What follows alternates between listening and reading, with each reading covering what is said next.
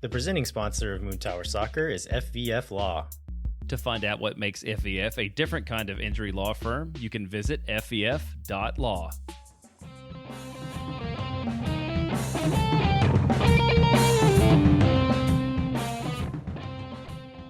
Hello, friends. I'm Steph Crugnola.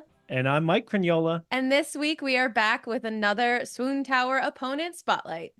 Yeah, this week we are gearing up for our match against Houston in Houston at the Shell. And we have with us today Victor Araiza, a journalist, writer, commentator, podcaster, and more. He is currently working with Deportes Nation and Deportes Houston. Austin fans may remember his work from The Striker and the Striker MLS podcast. Victor, thank you so much for taking the time to be with us today. Thank you guys for the invitation. SWOONTOWER, I like the name. Thanks. Our normal stuff is a lot more swoon worthy. We're trying to get legit this season. Yeah, we do kind of the arts and culture version of an Austin FC podcast, and it's very Austin-y. It is very Austin-y. Yeah, for sure. All right, so ready to dive into it? Yeah, let's go. All right. Great. So one of the things that we always start off our conversations with our guests about is like national MLS coverage, kind of reducing the complexities of a team into real generalities. You know, you don't have time to get as deep as local writers do, right? If you're covering the entire league. And so I was wondering what the national take on Houston, like how that compares to local perspectives, right? We know at the national level, everyone talks about Pat Onstad coming in and kind of rebuilding the team, and, you know, Ben Olsen as kind of a coaching force, changing the kind of locker room results for sure. Yeah, exactly. That kind of satisfaction with where y'all had been before, right? From the local perspective, is that the main storyline with Houston, or is there more to it than that? I think that's a big part of it. You know, obviously because this is the team they've built. Pat Onstad came in as the general manager just a few seasons ago, tail end of, what was that, 2022, I think, if our memory serves me correct. So that, you know, the team was shifting from different coaches. Tal Ramos was let go. They brought in Paulo Nagamura. They had one season with him, and then that didn't work. You know, scrapped it, brought in Ben Olsen. And then obviously the roster built throughout there. Hector Herrera is another important name I would mention, obviously the Mexican midfielder. I think those three guys obviously lead the storylines in three different departments, which is, you know, Onstad the GM with the roster build, Olsen the coach with you know, keeping the harmony and getting the results, and Herrera as your star player. Yeah, and at the beginning of the season, folks didn't really know from the national perspective what this Houston team might be, right? They finished in a CONCACAF Champions Cup position, but could they carry that over, right? Matt Doyle put them into his like tier 3 bucket of high upside mystery box teams. What was the kind of anticipation for this season coming into 2024 from Houston? Well, they had a big turnaround. Obviously getting the Open Cup, and more importantly, finally getting back to the playoffs, which was the biggest issue for the team in recent seasons. That hasn't been, you know, the greatest thing for fans, right? You know, especially when at the beginning they got a championship team. You know, before this, their last MLS playoffs was 2017. They finally got back after about 5 years. But it's still, you know, fans, I think, look immediately at results, right? They see this team got to the Western Conference semifinals. I think a lot of diehards are optimistic that they could repeat that or even build on that. I don't think it's that easy, because I do think it was a bit of a lightning in a bottle type of season for Houston. Playoffs should be for sure the bar, and I think they can get there, and especially with the results they have now. But what I always go to, and I always kind of have gone to, my seasons covering the team here, is where is this team in, relative to being an MLS Cup contender? I still think maybe they're a star player away.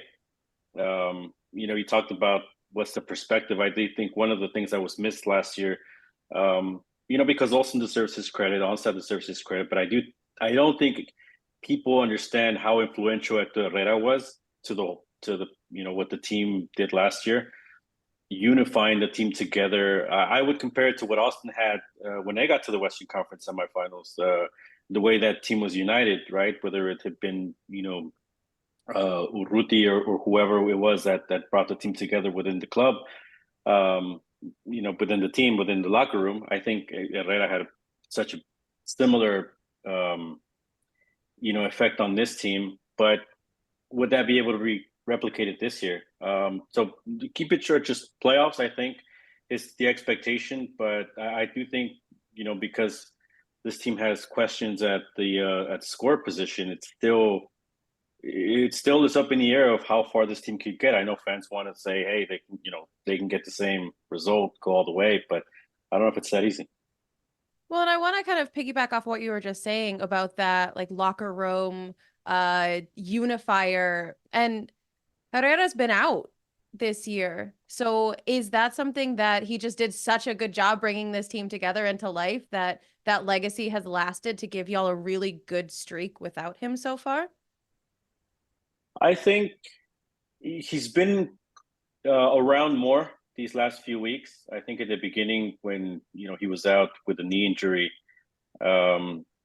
maybe he did some work on a bike inside the training facility, but he wasn't really, out with the team on the field, even just coming out for the start of training or things like that. And I think in the early results, you could say there was a correlation, right? If you look at the results, like lately they've been winning.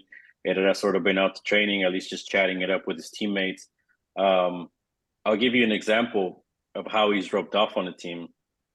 Griffin Dorsey had such a great season last year. He just jumped up in level. I think he really put it on himself to work on his craft, just polish his game, right? And part of that, I think, is having Herrera at the training facility, kind of one-on-one. I put up a video today of training, and, started training. You can see them just, the way they just pass the ball back and forth so seamlessly, those little things. Dorsey, I think, was on a road to maybe being in the conversation for the U.S. men's national team at right back, at least for the January camp. He should have been there. The first few weeks in the season, you can tell Dorsey hasn't been the same type of player. His delivery hasn't been that great. Just those little things, I think, is where when he's on the field, Hector Herrera impacts the game so much in that sense. And I'm just giving you one example, but I think with Artur, with in midfield, Alberto Carrasquilla, who's obviously a good player as well in midfield, but I mean, again, just being able to direct those players, that's the impact of Hector Herrera. That's where this team could still get much better.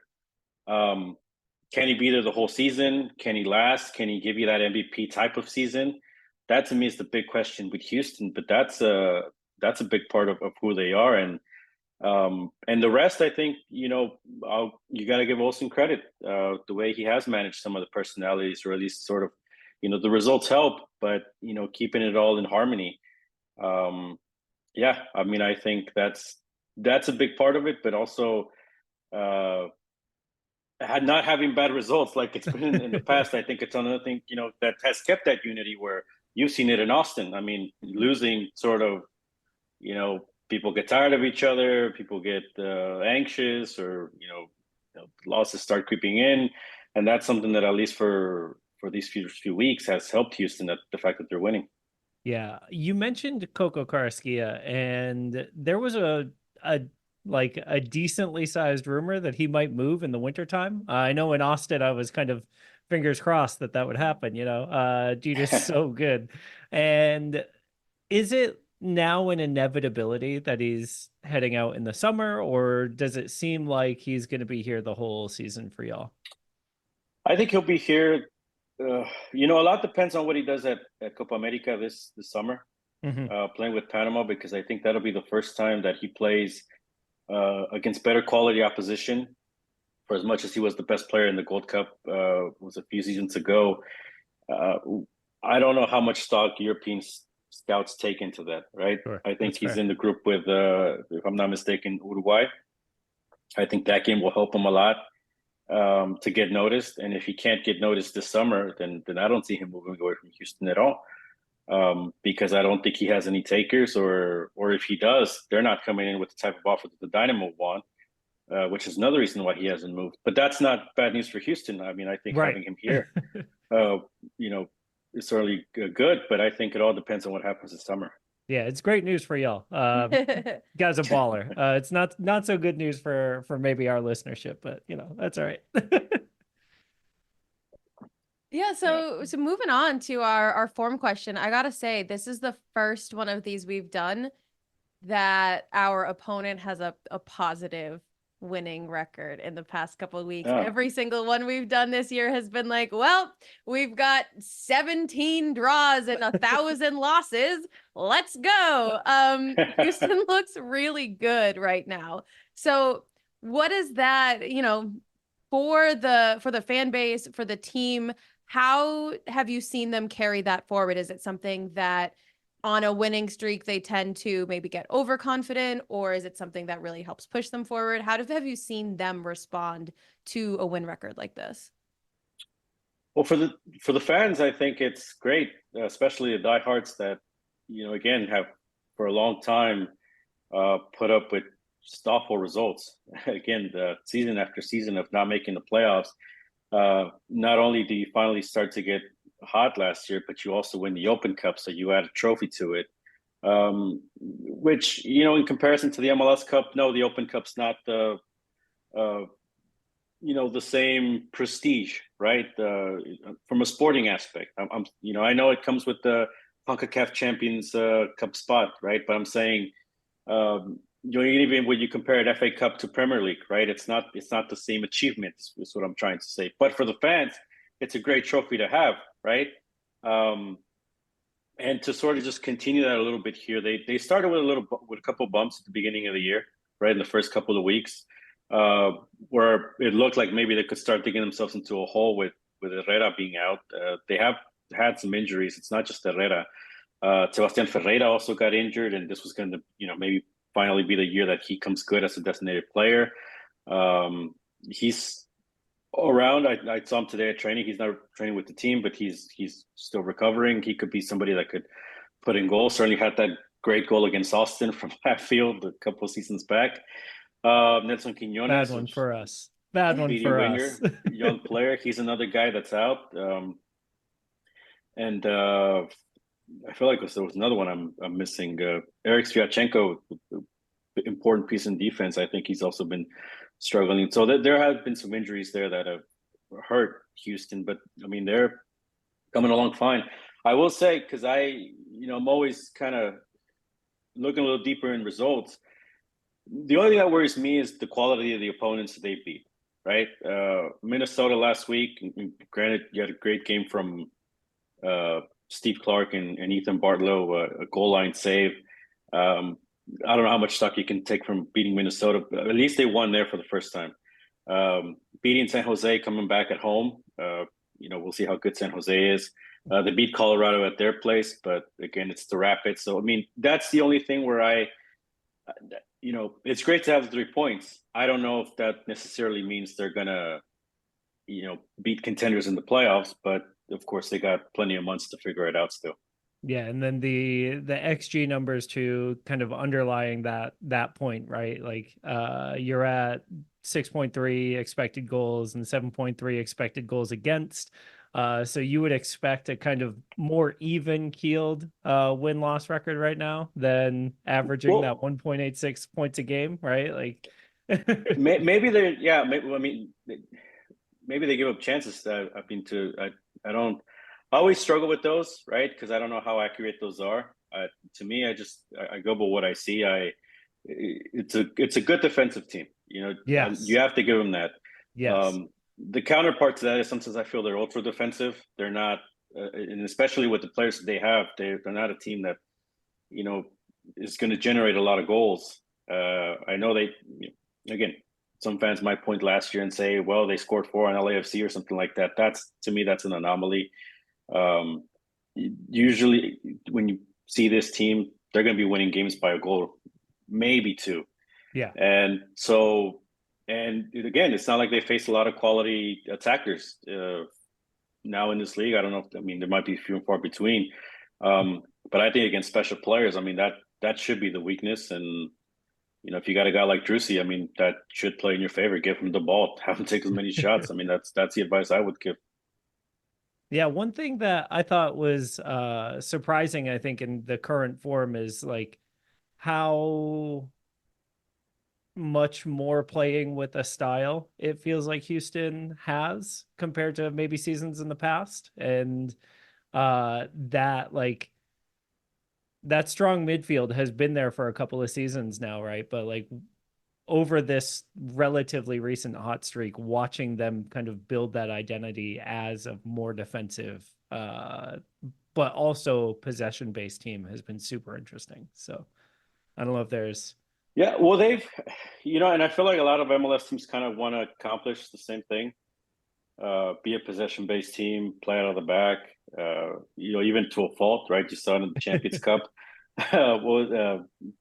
Columbus and Miami both giving up these, you know, goals because they just want to be stubborn and build it out of the back. They've said that here in Houston for years.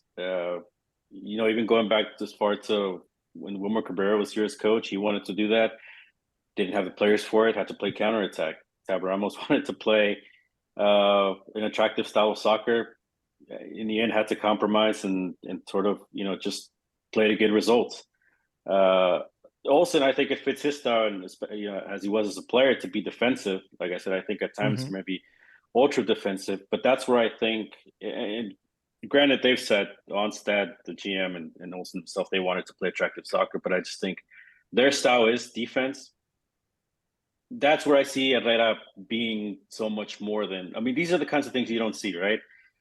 No way do I think Herrera was going to say, I'm playing defensive, right? we're gonna build, you know, we're gonna play attractive. I want to pass the ball. We're gonna, you know, and that's where you've seen him in games when he's in, where they push forward a lot more, where he's taking the ball and he's pushing the team forward a lot more. And if you compare it to some of these games they've had now, I mean, they've had, I think, a lot of counter-attacking plays, right, where they go to the other end, they kill you on those, like in this last game with Kowalczyk. But for the most part, I mean, I think, you know, and a lot helps when they finally get a goal too. You know, for a long time they sit on one goal, they sort of defend it. But I do think once Herrera comes back, you'll start seeing them push a little bit higher up the field, and then we'll see if they ever figure it out with Sebastián Ferreira up top. Yeah, so in the long term, obviously having all of your players healthy, maybe having some of your DPs deliver more than they are currently, something we're familiar with. What are the keys to making the playoffs this year for Houston? Like, what are the things you really need to make sure that you're doing to get there? I've always said with them, this first stretch, especially because in the summer, you know, I think because of the Houston heat, a lot of times in the summer they would send Houston on the road, right? So it would be a road heavy schedule from June to about August. And that's where, you know, that's what would kill the team results wise. So getting these early results here in March and April and May is where it's been vital. You can point to last year and you can point to 2017 as those seasons where, because they had those results, I correlate that to them making the playoffs. When they start out bad in the beginning of the year, that's, you know, but that's changed too. Starting last year, not that you have Leagues Cup, you know, here's maybe an unintended benefit, or, you know, maybe MLS designed it that way.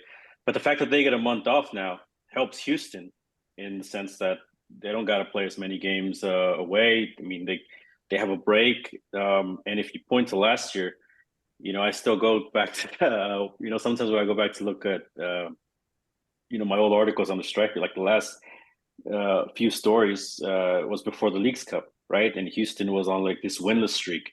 They had a month off. Leagues Cup sort of served to them like friendlies. So when they came back from that, it was like a fresh start. It was like a whole new season. And I think that's been the big key, at least last year. And I think that's something that could help them out this year as well. Yeah, that's a really great call out because I hadn't kind of thought through the way that summer stint on the road, just because of the heat and the swampiness of some of our Texas teams, how that really like puts a poor timing dip into a run if you're having it. And especially for Houston, like, again, Herrera's such a big part of it. He's 1 year older now. And I mean, that helps. This injury, again, another unintended consequence, him getting injured at the beginning of the year might actually help because, one, he heals that. He comes back a little bit later. They're getting results without him, and he just complements. It's like getting a new signing. And, a little fresher, Yeah. Cool. So we've talked a lot about Ache. We've talked a little bit about Coco Carrasquilla. Who are the other most important players for Houston this weekend? You have to mention Steve Clark because he's been playing well, the goalkeeper. And 38 now. I looked that up the other day. But he's taking care of himself. As a 39-year-old, I understand where he's at. The fact that he's willing to throw himself on the ground this much, props to him for it. Yeah. No, he takes care of himself, and the other thing is, my only question with him is later on in the year. Again, can he continue that the entire year? Can he do that in the playoffs? It helps that he has a better defensive line. Mm-hmm. I would look out for a couple of defenders, Mikael and Ethan Bartlow. Those are two young defenders, and then depending on who's in there with them, if Eric Sviatchenko plays, he's another guy that. Again, they got him, older player from Europe, but brings a lot of experience, has won championships, and I think that back line helps a lot to what Herrera, Carrasquilla, and Artur do in midfield because it's a little bit less work they have to do, and then all they got to do is push forward. Artur is another one, midfielder. Carrasquilla, we've mentioned. Dorsey, the right back, he's again when he flips it on. I mean, he's somebody that can continue still to get better and be more dangerous, especially if he finds a little bit more width on that side. And he seems really, really bought into Houston too, like as a player. Absolutely. When everyone was talking about how young he is for a free agent, everyone that I talked to was like, "Oh, there's no chance he's like going to test free agency. He's just waiting for a deal to come through from the team." Yeah, and that shows you he's comfortable here. Look, I was one of the ones that dogged when they got him a couple seasons back. But I said it then, that was relative to where they were, and if this was, with the lack of other signings, at that point he wasn't going to be somebody that helped him to the playoffs. But now a couple of seasons after, absolutely he was a young player for the future, especially because of his age. He still had that upside. And he's showing it. I mean, and again, but I think having a guy like Herrera really mentor him. I really thought he should have tested free agency more than anything because of the U.S. men's national team hopes. I don't know, if he's going to get another chance to go to Europe or just get in that national team picture, because if he didn't get in this January camp, I mean, that's the only thing that I would sort of point out with him. But I mean, it's great for Houston to have. Again, a young guy, and then the other guys are maybe the ones they have up top. Kowalczyk, who scored last week. Sometimes plays in the central middle of the field. Sometimes they have him out wide. Bassi is another one. Ali Ibrahim, Nigerian forward. He's another one that in single moments have shown something. I do think all of these three guys, they got to be a little more consistent though. Yeah, I mean, I'm taking notes. Um, it's funny you talk about consistency, and that's like one of the things that we've had little bursts, and then things just seem to fall apart. And that's, I think, something we're all desperate for in Austin is a little bit of consistency. Just full stop. Play style, Yeah. results, literally Yeah. anything. No, Um, and look, and I mentioned consistency as them as players, right? Yeah. Yeah, Because I think right. I think once you get to the playoffs, again, I always go back to who can you point to changing a game for you, right? Scoring a goal when it matters most. And I think, Achach is certainly one. Carrasquilla may have one in him. But up top, they still have a lot of question marks in that sense. And that's what I think these guys still have to build that. It looks great for them right now. They're top of the table in the West, but how's the rest of the season going to turn out? What are they going to be in a couple of months? And at the end, if they finish first in the West, it's not going to matter, right? Because I mean, you could go out in the first round, or that's where I think maybe for Austin, St. Louis is probably in that boat now after what they did last year. I mean, they're probably, hey, look, LAFC, Columbus, these are teams that just get hot at the right time, and that's all that matters, right? So everybody's always going to be in the playoff picture because that's the way MLS is designed. As long as you start getting hot, again, after that Leagues Cup break now, you start getting hot, September, October, and you and you may be onwards to an MLS Cup. Yeah. So what I want to ask this question generally, and also like with respect to Austin this weekend, what's the current fan narrative around Houston right now? Obviously, folks are stoked, you're winning, but is that something that you've seen kind of do a lot of roller coastering, especially coming up against Austin this weekend? What do you see in terms of the fan culture that is helpful to the team, emotionally or just in general? Yeah, well, the diehards again are always going to be happy with the results. I think there's a tifo. There's been a tifo in the works. They're gonna have that. So that'll be something nice that just adds color to the game.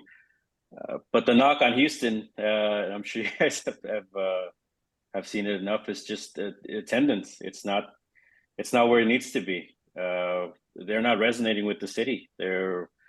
They didn't have one sellout last year. They've yet to have a sellout this year. They've had other events in that stadium that have sold out. Tigres Rayados, the Gold Cup. They just can't fill it up for Dynamo or Dash games for that matter. So What's that's where they capacity? 20. I think with the renovations, it's about just over 2,100. I mean, 21,000. Sorry. It feels so much bigger to me. I don't know if it's because when we're there as away fans, we're up in like The very Canada, top. Yeah. but it just feels so massive. Well, I think it's just, I mean, that Austin stadium just kind of so small, right? Where it feels like you're really packed in there. But and they have a lot of premium areas now. I guess that's the way the league's heading. So that I don't know how much those seats count, but they made the renovations to have breathable seats. That again, these kind of things haven't filled up the stadium.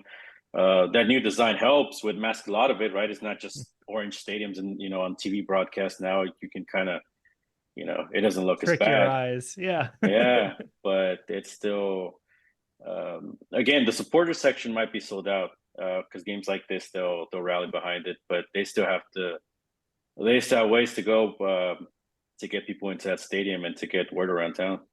Yeah, it's crazy to me too because of we've seen Mexican national team sell out NRG. We've seen not even Mexican national team, right? But just other national teams come in and sell out a 70,000 seat stadium. Copa America, 2 games this year, they'll sell out.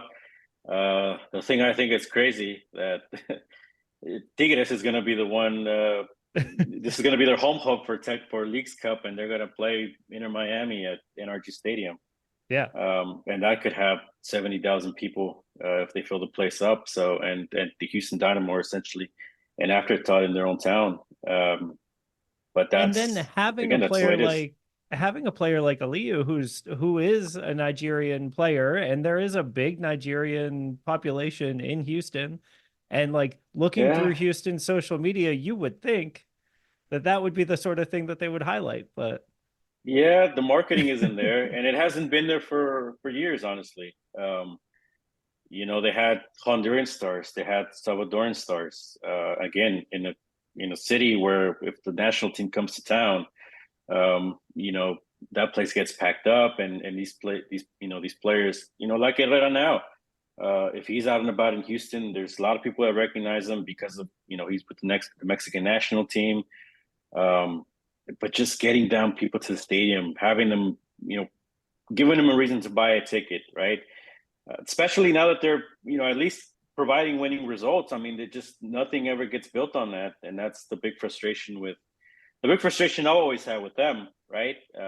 And I always go back to it. I mean, I talk about the diehards because really it's the diehards that are left. I'll tell you, there's a lot of fans from the older years. They at some point, got fed up with the team, where they stopped renewing their season tickets. I'm sure a lot of them have yet to come back, or maybe they're just not fans anymore at all, or just looking for a reason to come back. And I do wonder how much more of those fans there are than, and if you get them back, you might just fill the stadium with them. But that's one of the things that the club still has to work on. I said that a couple of years back when Austin started, right? I mean, it's the honeymoon in the beginning. It's a novelty. It's great. They got to be careful with not letting people go away, right? I remember the Verde event at the beginning. I mean, they had this campaign. They got around town, and teams get comfortable and they stop. They start feeling maybe invincible. It's like, oh, we got them in the bag. People, fans are going to keep coming back, and that's what hopefully Austin's more careful with, and that's unfortunately what's happening in Houston. We're just it's once they're gone, it's hard to get them back. Yeah, and I wonder how much of that, like, media or lack of media presence, or lack of like the right media presence for Houston, it's cyclical, right? If they're losing for a long time and they're not making the playoffs, then you start to have your media team going to other teams, or they lose like enjoyment. If people stop coming to games, there's not as much hype footage to capture. So I wonder how much of that like really just needs a restart, like a new team, like focus on the supporter section and try to like build that back up. Well, it's tough. I think they tried that with the rebrand, not successfully, and which is why that's the only reason I was against rebrands. And fans always kind of bring that up, right? It's a fun thing to, hey, what if they redesigned the logo or this or that? And then once you heard it, when it was a rumor, right, behind the scenes, to me, it's just, that's something you got to be careful with, because you only get one shot, and I don't know if they necessarily hit it out of the park. How many times you're going to be able to rebrand to be able to bring people back, right? But certainly they need more attention. They need to invest in more media coverage. And the best example in MLS that I give, because it's a bigger city as well, is Atlanta. Mm-hmm. You got mainstream coverage there because they see the attendances, right? So they see the interest. When the local channels see that nobody shows to the stadium, I mean, you're right. It's cyclical. It's okay. Well, then there's no viewership for us. There's no interest. There's no reason to cover it. And and there is a lack of coverage as well. A lot of things don't get covered because there isn't a beat writer like there would be in baseball or football.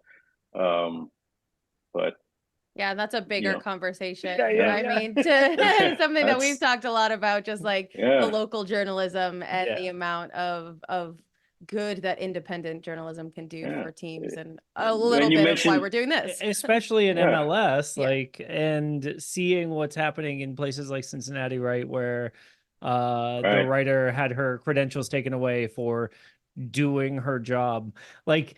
It's all so tenuous and so connected. It's part of why I really appreciate what you do. But that's thank you guys as well. You're media now.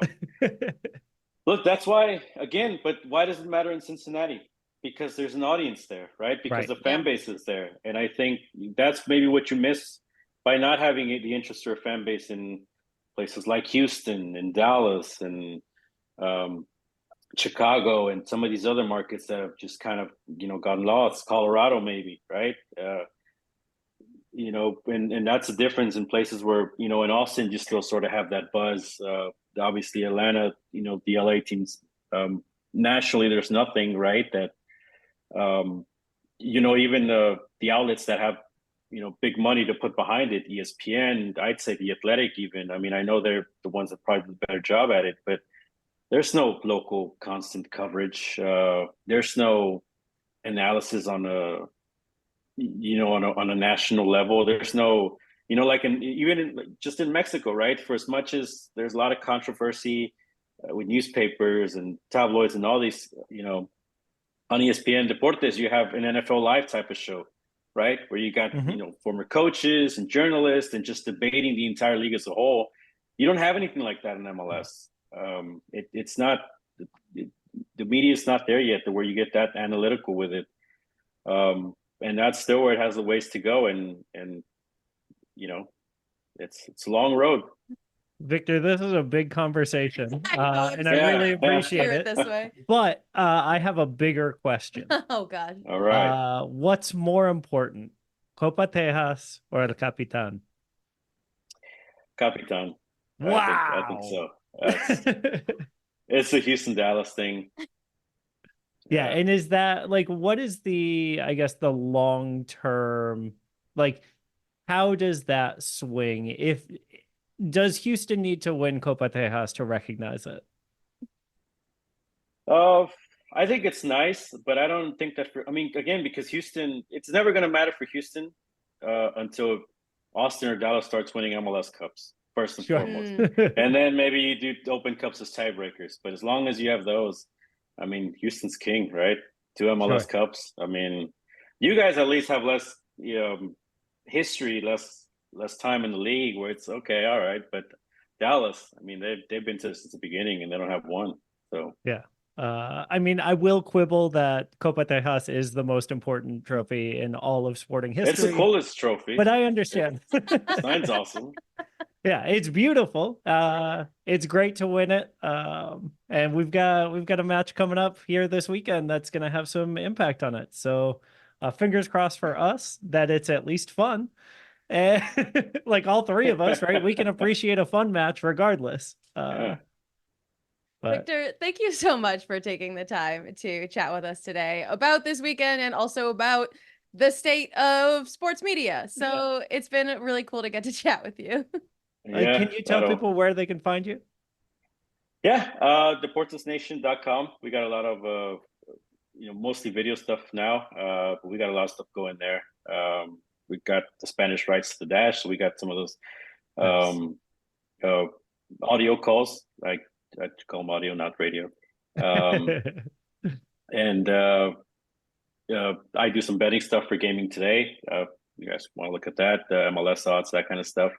But yeah, and otherwise, Victor Araiza on social media, mostly on Twitter, X, whatever it's labeled these days. That's where you can find me.